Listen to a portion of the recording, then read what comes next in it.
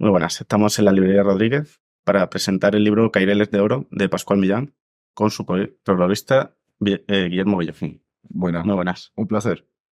Hablamos de un libro editado y publicado a final del siglo XIX, en el año 1899, justo cuando se acaba el siglo, y es una época muy convulsa para España. Es una época muy convulsa para España y es una época, por lo tanto, muy convulsa para el ámbito de la tauromaquia.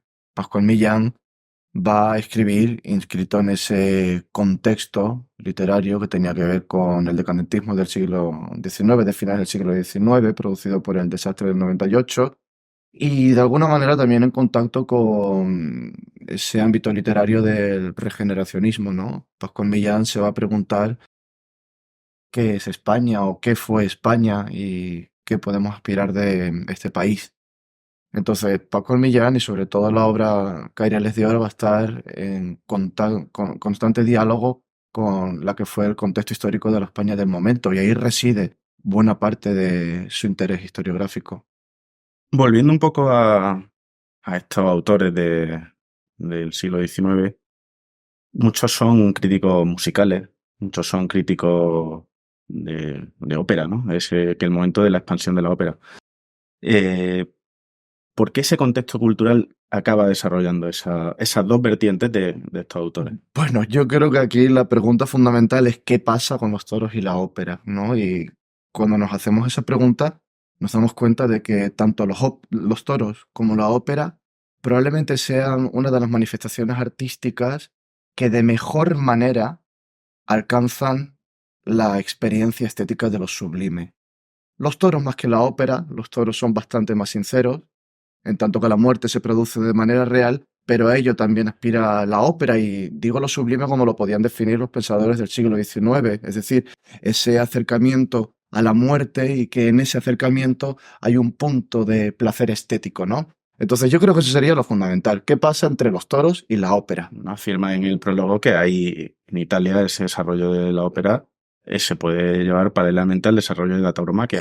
Bueno, eso lo afirma Tierno Galván en su conocido ensayo Los toros como acontecimiento nacional, que dice que los toros han sido el espectáculo que más han educado social y políticamente al pueblo español y lo compara con lo que sucede con la ópera en Italia. Volviendo a tu anterior pregunta, claro, Pascual Millán, pero también junto a Peña Igoñi, que fue contemporáneo suyo, y junto a Luis Carmene Millán, que no solamente fueron contemporáneos, sino que también fueron amigos, y me los puedo imaginar perfectamente en aquellas tertulias en el Café Pombo, si es que fueron. Pero los tres se dedicaron paralelamente a producir literatura taurina y también paralelamente a producir literatura operística. Y además en el ámbito de la ópera se estaban viviendo las mismas batallas estéticas que en el mundo de los toros. Es decir, mientras que en el mundo de los toros estamos viendo cómo se están peleando los de Guerrita y por otro lado los del Espartero, en el mundo de la ópera estamos viendo cómo se están peleando los de Verdi. Por cierto, Pascual Millán va a ser de Verdi, en tanto que él va incluso a dedicar una obra a esa última ópera, una magna ópera, Falstaff,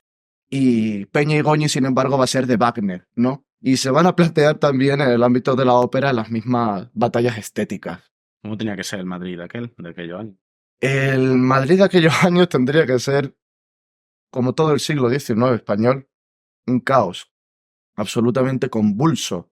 En el siglo XIX español, si hacemos una radiografía no lineal de cómo se sucede la historia a lo largo de esos 100 años, nos damos cuenta de que España no tiene 3 años de estabilidad política. Y claro, Madrid, como era la capital, era donde caía todo el peso político. Y ese va a ser el contexto de Pascual Millán y va a ser muy importante porque Pascual Millán, si bien era un hombre de artes y letras, perdón, de armas y letras, porque él llegó a internarse en el ejército, en el cuartel de Ávila, Ahí queremos llegar luego. ahí queremos llegar. Bueno, lo dejo en que la vertiente política también de Pascual Millán como liberal y como republicano va a ser fundamental también para entender su obra, no solo taurina, sino periodística y literaria en general.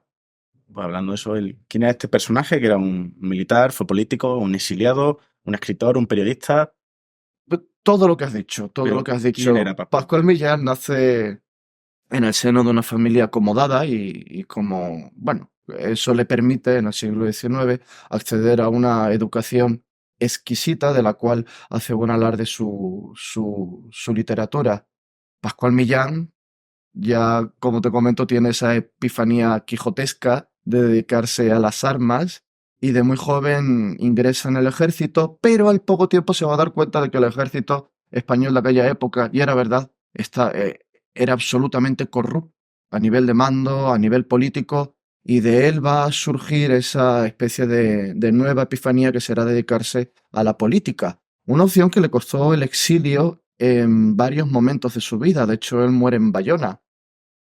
Em, Paralelamente, mientras ejerce esa labor política, insisto, como republicano y liberal, va también a desarrollar otra serie de facetas literarias. Y Pascual Millán, esto es muy curioso porque va a escribir narrativa. Él tiene alguna novela, va a escribir dramaturgia. De hecho, se llegaron a representar en algunos teatros algunas de las obras de teatro que llegó a escribir. Va a escribir, por supuesto, crítica, crítica taurina, crítica operística. Y no es de extrañar, se deja en el tintero la poesía, pero ya sabemos que la poesía es una de las artes literarias que siempre han ido un poquillo como por su bola, ¿no? Entonces, de Pascual Millán lo que yo resaltaría era esa personalidad tremendamente fraguada en sus convicciones políticas y sobre todo de una erudición excelsa, de una erudición que podríamos hablar de él como una buena nota a pie de página en todo lo que es la tradición literaria de la segunda mitad del siglo XIX. Antes has comentado, y de hecho lo dice en el prólogo, esa voluntad de explicar España que tiene Pascual Millán con Caireles de Oro. ¿Ese era el objetivo que tenía cuando escribió este libro, este ensayo, o es algo que él mismo desarrolla una vez que ocurre el desastre del 98 y tiene esa crisis moral, tiene que explicar esa crisis moral que vive España? Los españoles vivían la crisis moral incluso antes de que se produjese el desastre. Es decir, en el siglo XIX, todo el siglo XIX es una España en decadencia, sobre todo propiciada por la Guerra de la Independencia, que yo dudo que hayamos visto y ojalá no volvamos a ver una guerra tan sangrienta en las fronteras de nuestro país. Mm, la decadencia moral estaba en el ambiente literario y en el ambiente intelectual de la España del momento. Y ese va a ser el contexto de Pascual Millán. Él va a querer explicar España. Caireles de Oro se concibe casi como un viaje. No es una literatura de viajes, es decir, el trayecto de una ciudad a otra no la describe, no nos importa, sino que de repente Pascual Millán pues, nos aparece en Sevilla, nos aparece en Madrid, nos aparece en Valladolid, nos aparece en distintas ciudades y él aparece como autor observador. Es decir, Pascual Millán se sienta, calla, observa y describe. Por eso digo que era un autor observador y lo que va a describir son las particularidades que tienen las fiestas de toros a lo largo de la geografía española. Pero más allá de eso no se va a limitar a describir, sino que también va a intentar generar un contexto histórico para cada una de esas fiestas de toros. Es decir, y se va a anclar en esos mitos fundacionales que eran tan necesarios para el nacionalismo español del siglo XIX. Esos mitos fundacionales que en su mayoría pues se anclaban, ya sabéis, en Don Pelayo, pero también en el ámbito de los visigodos y en alguna ciudad que otra pues permitía, ¿no? Soria, por ejemplo, ya que lo hemos mencionado, permitía irnos hacia el pasado romano de España. No va a suceder con el Al-Ándalus, porque ya sabemos que el Al-Ándalus queda totalmente fuera e incluso se convierte en el antagonista historiográfico de lo que será el relato de la nación española que se gesta en el siglo XIX. Ya para concluir, Guillermo, Ujú. hay un pesimismo de los autores del 98 que se expresa culpando a la fiesta de ser uno de los orígenes de los males de España. Sin embargo, Pascual Millán no se contagia de eso, de ninguna manera, porque al final él viene del mundo. Bueno, pero porque también la actividad literaria era variopinta, variada y variopinta. Si es verdad que se suele pensar en que los autores de la generación del 98 pues eran por lo general pesimistas. Valle Inclán, ya sabéis que de alguna manera pues sí llegó a codearse con el mundo de los toros, pero cometieron la mayor parte de ellos el error de pensar que la fiesta de los toros era el alfa y el omega de los males que padecía España. Algo absolutamente erróneo.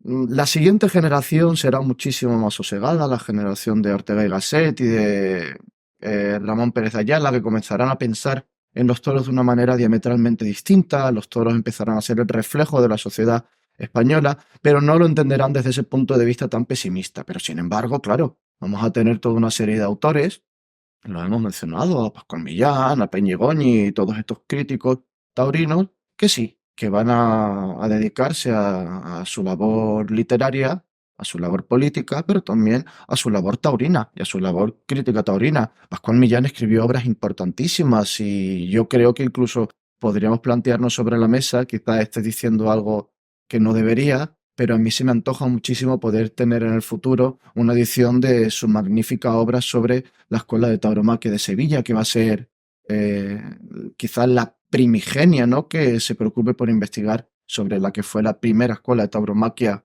fundada en España, en este caso fundada por Fernando VII a través de la intermediación del Conde de la Estrella, o su magnífica obra sobre las novilladas, teniendo en cuenta que las novilladas por aquel entonces pues, no tenían el orden y el rigor que tienen actualmente.